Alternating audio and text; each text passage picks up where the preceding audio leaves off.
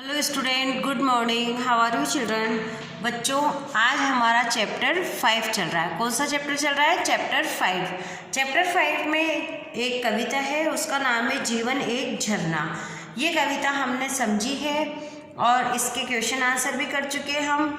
और इसके question answer की जो भी आंसर की है, आंसर शीट है, क्वेश्चन आंसर, वो मैंने सारे आपको व्हाट्सएप पे सेंड कर दिए, ताकि जिन बच्चों ने आंसर नहीं किए हैं वो भी आप कंप्लीट कर लें। अब आपके जब ये चैप्टर पूरा हो गया तो हमें बनानी है इसकी वर्कशीट। तो मैंने इस चैप्टर के बीच में से कुछ क्वेश्चन लेके आपके वर्कशीट बनाई है। बच्चों, 2 वर्कशीट आपको सेंड करेंगे, भाग क और ख। इसके क्वेश्चन भाग क और ख की वर्कशीट में आज सेंड करूँगी।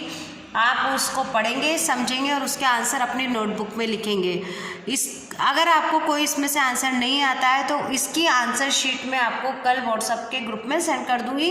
आप देख लेना कि मेरा आंसर कितना गलत है, कितना सही है। आपको खुद को जज करना है कि आपने इस चैप्टर को पढ़ा है, समझा है और आपने कितने आंसर सही किए हैं और कितने आंसर रॉन्ग किए हैं। तो बच्चों, ये जो वर्कशीट है वो देखिए आप। इसमें फर्स्ट क्वेश्चन है राइट और रॉन्ग का। राइट और रॉन्ग में से फर्स्ट क्वेश्चन है, माता ने जो जीवन एक झरना का है वो देखें आप।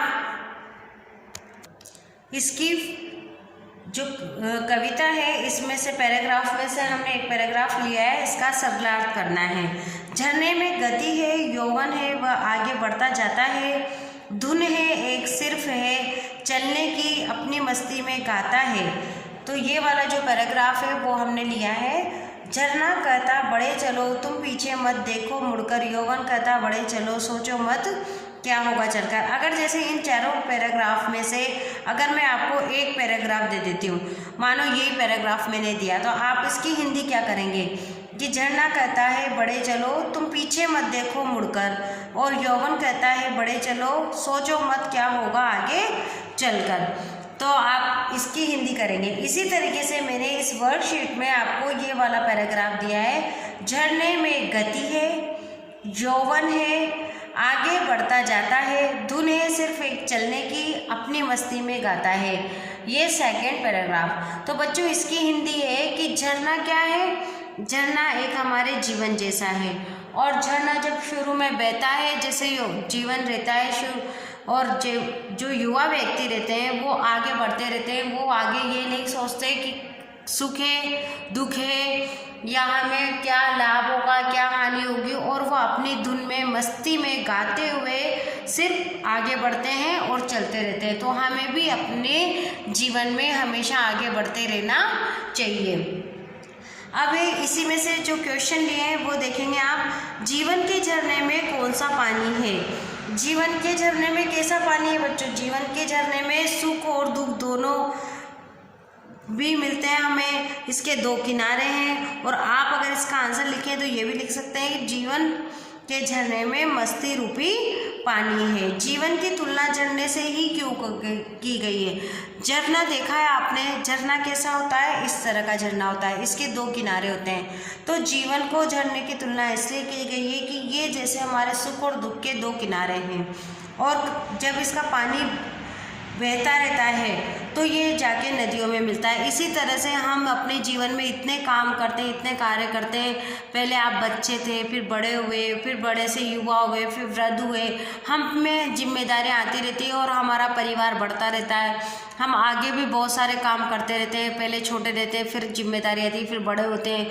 फिर इस तरीके से जो झरना है वो भी, उसका पानी, बारिश से पानी आता है, फिर झरना बहता है और नदियों में मिलके नालों में जाके इस तरीके से इसका पानी भी आगे बढ़ता रहता है। और इसके जो किनारे हैं वो सुख दुख के किनारे हैं।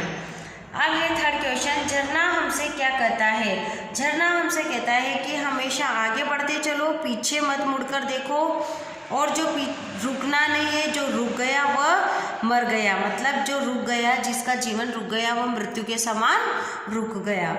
जीवन एक झरना कविता में झरना सिर्फ चलने के लिए ही क्यों कहते हैं? क्योंकि जहाँ रुकना है, जो रुक गया वो समझ लो उसका जीवन वहीं समाप्त हो गया, यानी कि वह उसकी मृत्यु हो गई। इसलिए झरना हमेशा हमें चलने के लिए कहता है।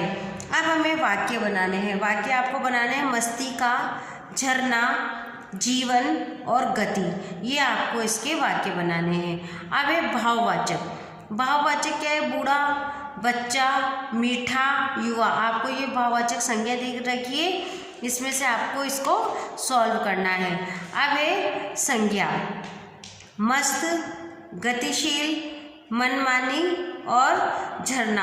तो बच्चों ये थी हमारी इस चैप्टर की वर्कशीट भाग क। इसी तरीके से आपको भाग क का क्वेश्चन आंसर मिलेंगे वर्कशीट, इसमें आपको आंसर शीट भी दूंगी ताकि आपको आंसर भी समझ में आ जाएंगे और क्वेश्चन भी। इसी तरह से आपको भाग ख भी मिलेगी और उसके आंसर शीट और उसके क्वेश्चन आंसर की शीट भी मिलेगी। तो बच्चों आप पढ़ेंगे तो आपको धीरे धीरे सब समझ में आ जाएगा। अगर आपने वीडियो देखी है कंटिन्यू, इसके क्वेश्चन आंसर भी मैंने कल सेंड करे थे आपको। जिन बच्चों ने क्वेश्चन आंसर नहीं किए वो कर लें, क्योंकि जो अब कोर्स हो रहा है वो आपके जो एग्ज़ाम में आएंगे और जो चूज़ किए हैं 50% कोर्स, उसी में से क्वेश्चन आंसर आ रहे हैं, उसी में से चैप्टर पढ़वा रहे हैं आपको। तो जैसे चैप्टर फर्स्ट के बाद डायरेक्ट हमने चैप्टर 5 लिया है। हो सकता है बहुत सारे बच्चों ने कर नहीं रखा तो वो दोबारा से कर ले। Thank you.